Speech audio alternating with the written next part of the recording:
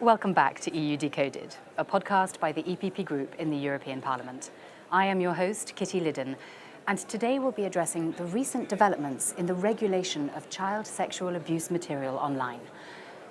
The numbers tell the clearest story. Reports of sexual abuse online have gone from around 1 million in 2010 to over 20 million today. In just the last year, cases involving AI-generated abuse material rose by more than 1,000%, and over 60% of this is hosted by EU servers. Now, since early April of this year, there has been a gap in the legislation surrounding child sexual abuse material. The interim rules that were allowing platforms to detect and report these abuses expired before their permanent replacement was ready. And last week, MEPs voted on an urgent procedure to try to close this gap. So in this episode, we will look at the context and the outcome of this vote, and we will delve into the next steps, the issues surrounding AI-generated CSAM, child sexual abuse material, and why so much of it continues to be hosted within the EU. Joining me today is EPP member MEP Jeroen Lenaers, welcome, who is closely involved in shaping the EU's response to CSAM. And we are also joined by Charlene Erbro, who is a survivor and child protection advocate. Welcome to you both, and thank you for being here. So I'd like to give our listeners a little bit of context before we address last week's vote. The interim rules expired on 4th of April. Mr. Lenaers, can you tell me why there were interim rules in the first place? Well, yes, of course. It was about 4 or 5 years ago. New legislation entered into force in the European Union, which made the voluntary detection that some platforms, like you mentioned already, were doing, not in line with the legislation at the European level anymore. There was always the idea to have a new permanent regulation at the European level to address this. But in the meantime, we needed to make sure that there was not a legal gap. We needed to make sure that there would be a legal basis for these companies to do what they've been doing for years, voluntarily to detect this kind of child abuse material and to make sure it's taken down. Now, of course, the work on the permanent regulation is now ongoing, which made it somehow more difficult in this parliament to extend the interim derogation. Because the logic is to some colleagues here in the House, as long as you have this temporary derogation, it puts less pressure on the need to finish the real new permanent legislation. But for us as EPP, and I think also talking to many organizations, survivors, victims organizations, children's rights organizations, it is crucially important that we don't have this legal gap. Every legal gap that we have would be at the detriment of the rights of victims, of the material being constantly republished on the internet. So first it was clear we need to address this legal gap, while at the same time we stay fully committed to continue and to finalize the work on a permanent regulation, which I think is the best for everyone, that addresses these questions thoroughly. Absolutely. And can you clarify for our listeners the three pieces of CSAM legislation that are the regulation, the directive, and the interim rules? Yes, how long have you got? Because it's a lot. Explain it to me like I'm 5, maybe 7. Well, I think one important aspect is if you talk about the directive is really talking about the criminal codes of the 27 member states of the European Union and make sure that the minimum standards we have in Europe are the same. Why? Because we feel very strongly that it shouldn't matter where in Europe you are born as a child to see what kind of protection you have.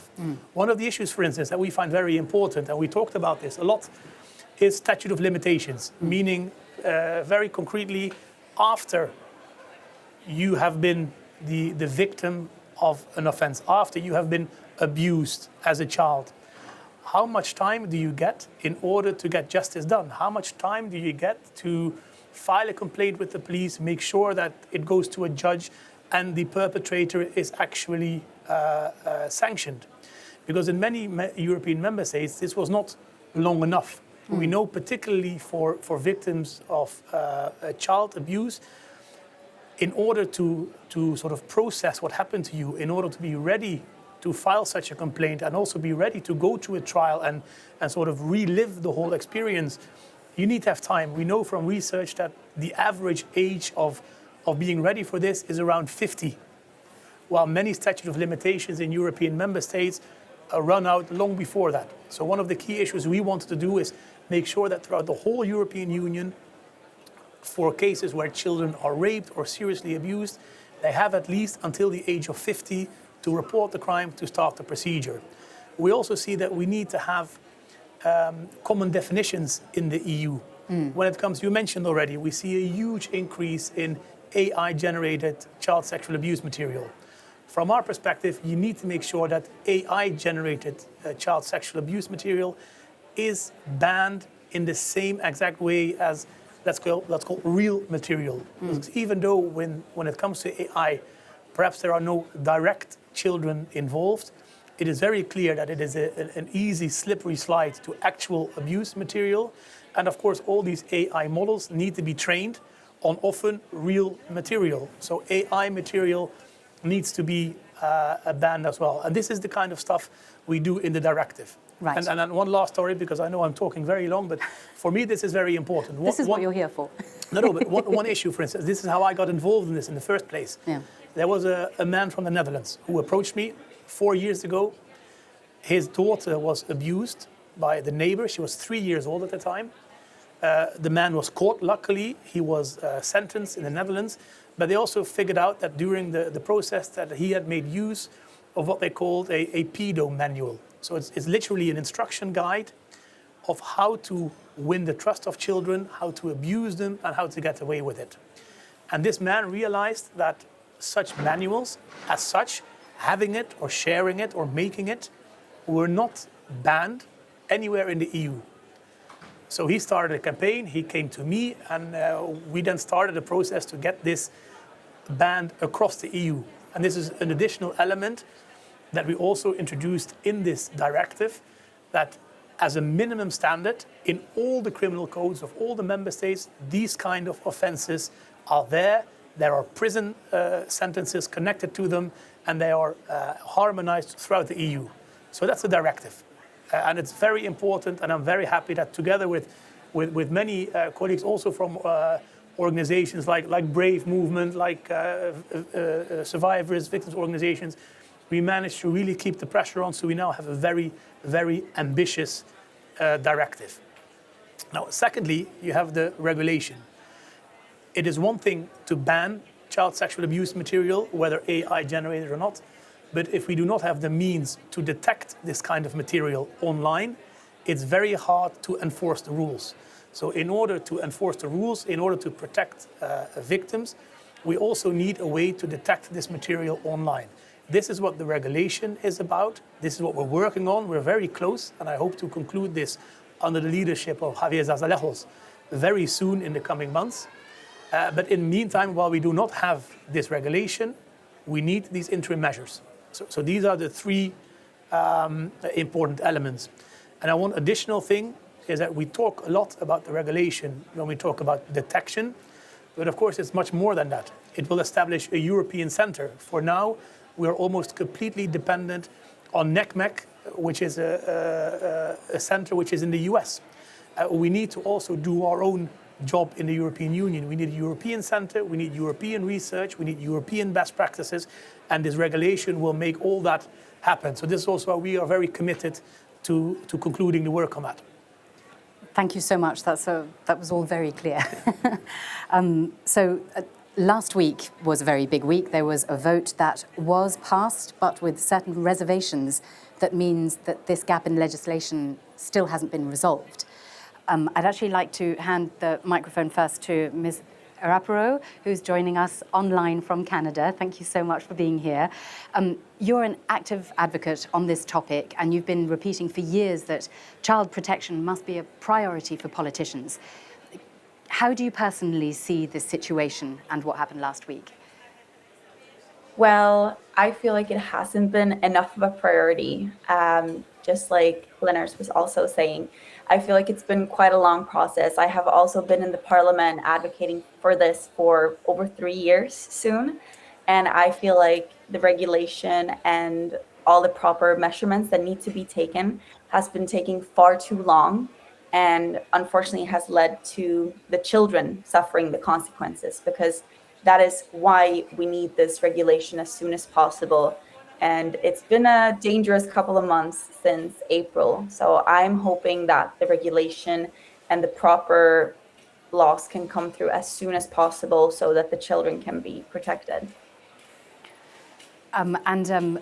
Linas was talking about the imagery that is AI generated versus real imagery. And can you tell me a little bit about the importance of that conversation? It is definitely super important because we need to think about the future. Already, we have regulations that are way too old and haven't catched up to the technology.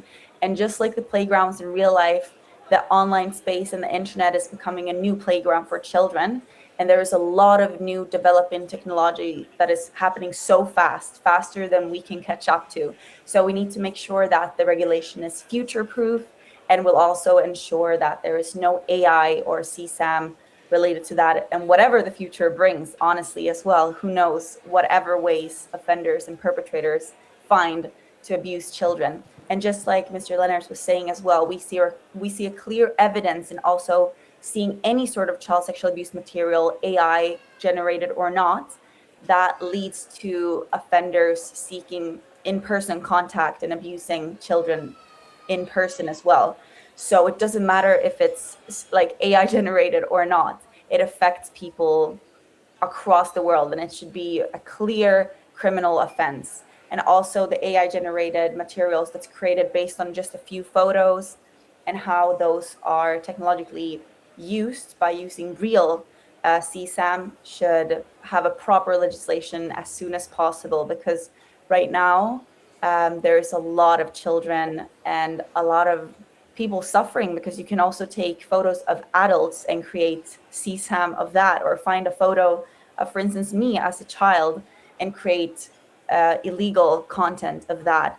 And it's such a ripple effect because it doesn't just affect the person the CSAM is about, it also creates more offenders, it creates more abuse and more children who are left unsafe from these kind of horrific crimes.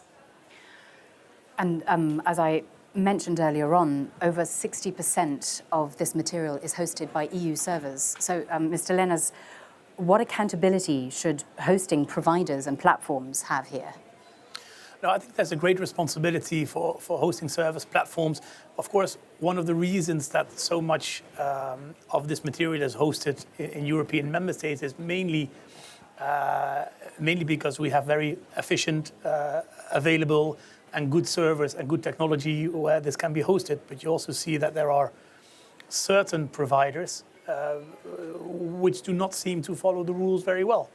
And therefore it's important that for member states, especially a country like my own, the Netherlands, where there is a big percentage of the European hosted material in my country, is that we really clamp down on these organizations. You see now a little bit the effects already, that in the Netherlands we also started to be much more strong on taking down this material, on taking down certain websites.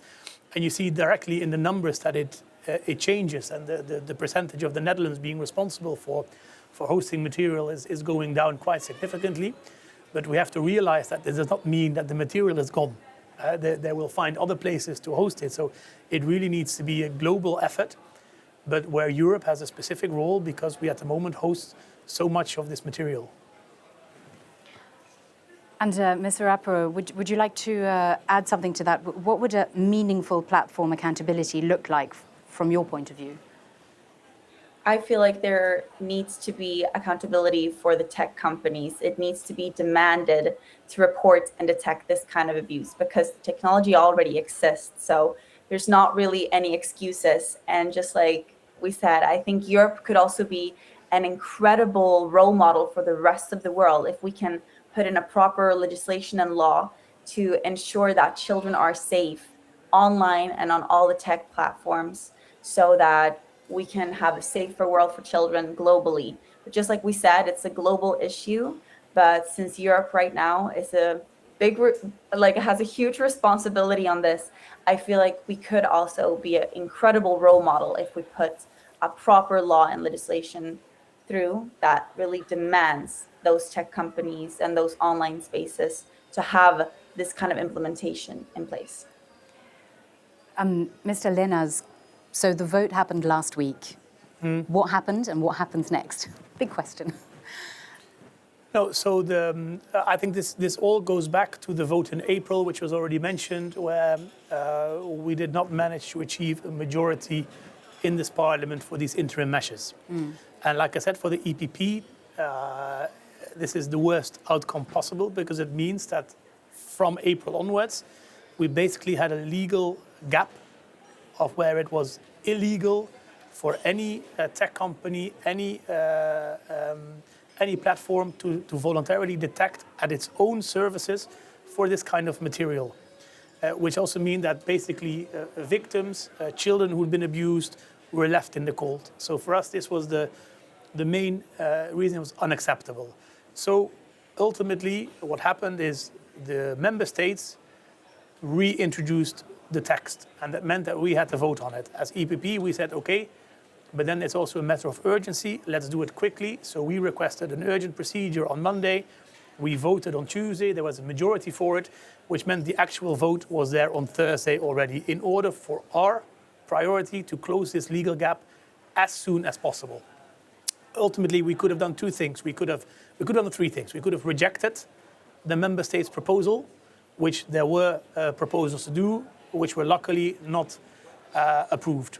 Then we could have approved it unamended, so without making any changes, and that would have meant that last Thursday we would have had new interim measures and the gap would have been done.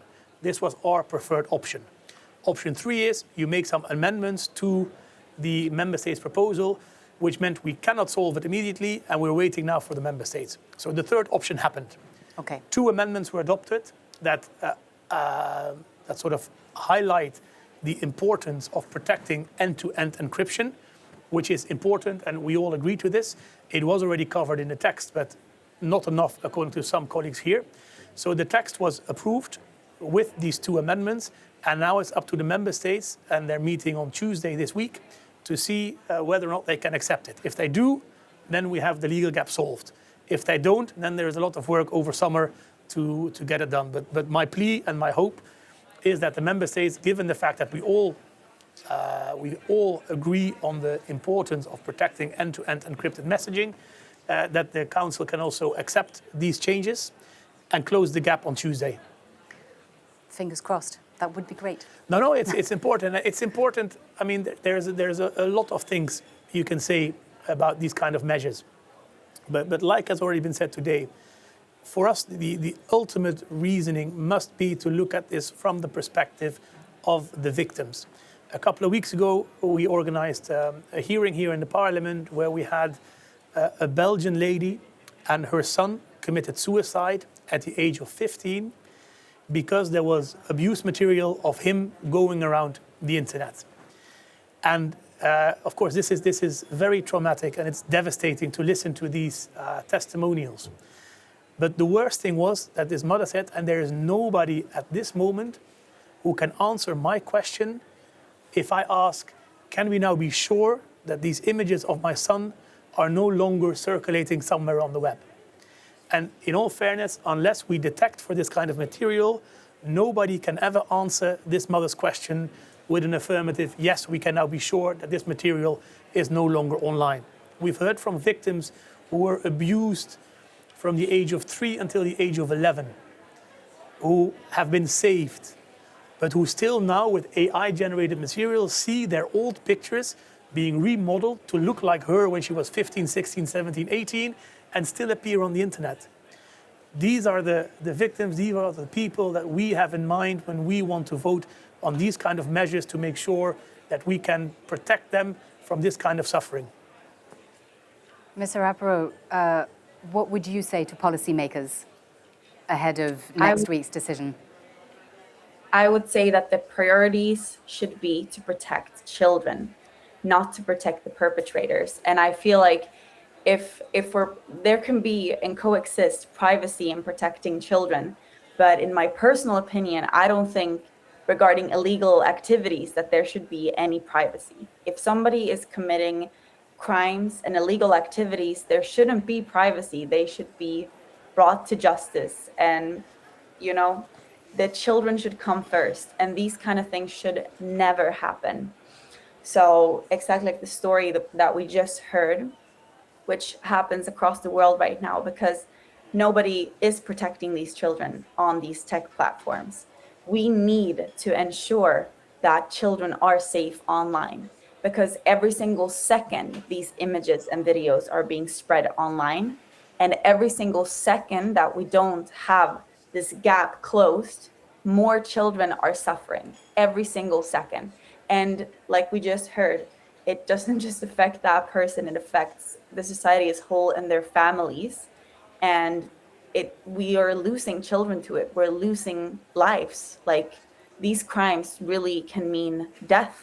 It's not something that just happens. It's really the darkest darkness in our society and the most severe crimes that can be committed to a person. And we need to make sure that the children and their privacy comes first. Thank you so much to both of you for all the incredibly important work you are doing on this subject. I'm very grateful to you, and the citizens of the EU are too.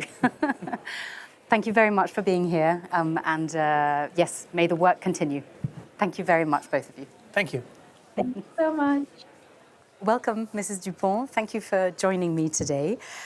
So following my conversation with Mr. Linas and Charlene Erpro, I'd really welcome your perspective on all of this issue. So can you tell me what led to this impasse in the first place? Well, actually, there was how shall I say it? There was a bit of a chaotic scene in committee, where the responsible negotiator was basically going for a vote without knowing what kind of outcome would come out of it. You can do that, but of course you risk having the situation that we actually had in committee that led to the fact that basically Parliament was somewhat stalled. This is why we as EPP have been picking up the file and say, let's go to plenary and try to find a way that we can move forward, because we always had said that it's of such a high importance that we really need to make sure that we advance as fast as we can. While there are parts in the House here, namely the S&D, but also Liberals and sometimes Greens, mainly the Greens, who then try to postpone and delay things and, let's say, do not let this file conclude. And there we were not only firmly against it, but really also very actively working against it, because we think that whatever we discuss in the permanent regulation, in the permanent CSAM file, is of course of utmost importance. But because it is so important, we need to have the backing, let's say, of the interim regulation in the meantime, so that we can focus and concentrate on the very sensitive and highly important topics we're discussing in the permanent regulation. And this is what we have been doing, actually, in getting through also to plenary in the second reading. And because there are a lot of narratives actually running around that it was kind of, going against any kind of procedures, that Parliament was undermining their own role and so on and so forth, which is simply not true. Because the second reading, like it was presented by Council, by putting forward the Council position to plenary, is something deeply rooted in our treaties of the European Union. So it was no trick or no, let's say, no malicious behavior from our side, but really relying on the procedures that we had given ourselves with the treaties of the European Union. And I think, probably to conclude, this topic, this question of how can we better protect our children online, with all the variety of course, of good things they can see and do there, but also, of course, the bad things they are confronted with. We always said that it is very important that we do whatever we can to protect the children the best way possible. And without going in, because I'm sure it would take a very long time, but what are the main sort of conflict points that are making this so complicated to pass through? Well, cynically enough, and I think that this is something really that needs to be spelled out and mentioned, is that whenever we were speaking about protecting children online, basically there were parts in the House saying that it's just a false pretext. It's not about child protection, because you will never be able to protect children with that.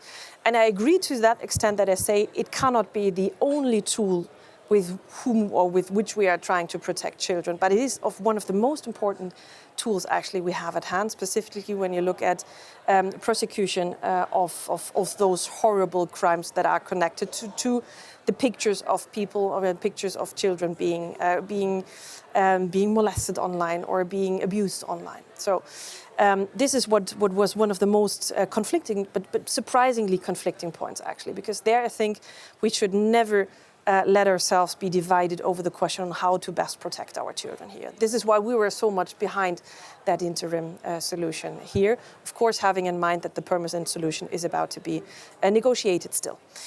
Second thing was basically this narrative of we want to create a body, whoever that was or should be, that wants to read all the messages of each and every individual citizen within the European Union, which is simply false. The only thing that we're doing with the interim regulation is bringing back a legal base that has been in place until April this year, that on a voluntary basis allows platforms like, for example, spam filters you're using in your email account, or they are used in your email account, to also apply them for material that is already part of an investigation connected to child sexual abuse. So these materials can be found, they can be detected, they can be then flagged and of course removed, and can lead to a hint being put forward toward law enforcement and prosecution. And this was cynically enough, again, also one of the reasons where some here in the House basically were just saying it's about mass scanning of messages and pictures, it's just about surveillance.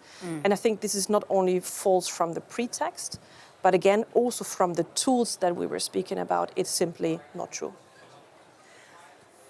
Can you tell me a little bit about, so the vote is not quite passed yet? What are those the same sticking points, and what do you think, do you hope it's going to change in the next week? Well, the first important thing actually is that what parts of this House here try to do is to destroy the interim, because they were saying it's basically useless, we do not want it, we do not want to protect children. And we said, well, of course, the emphasis on the permanent solution. Again, we always made that clear also during the discussion process, also during the negotiations. But in the meantime, until we have finished that, we need the interim solution to back up our efforts to protecting children.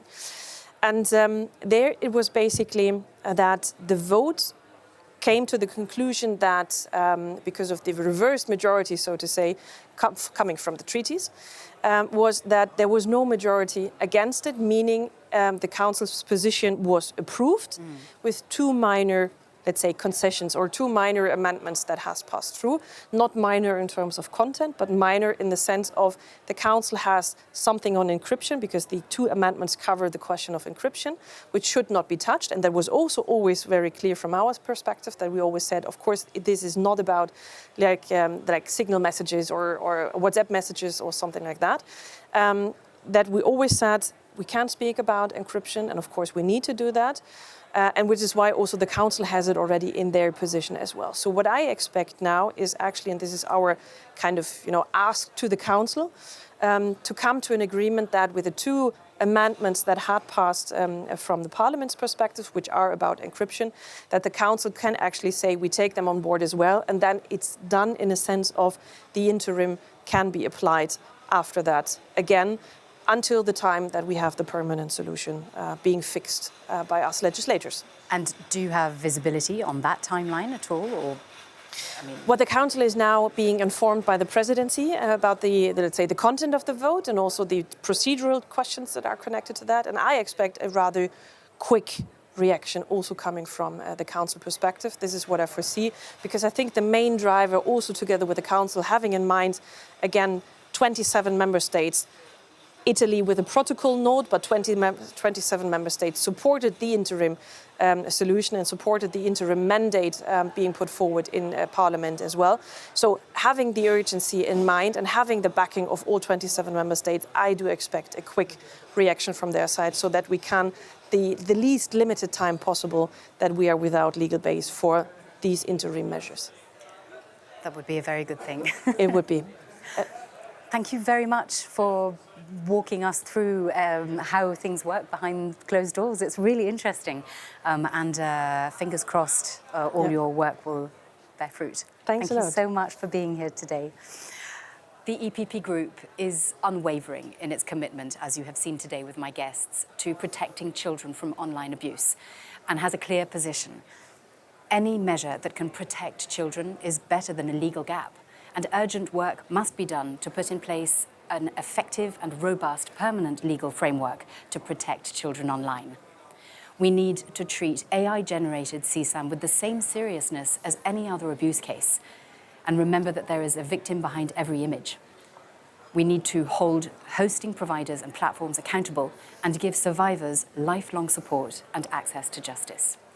Thank you for listening to EU Decoded. Please join us next time as we explore other EU topics. In the meantime, be sure to follow the EPP Group on social media, stay informed and stay engaged. Thank you for listening.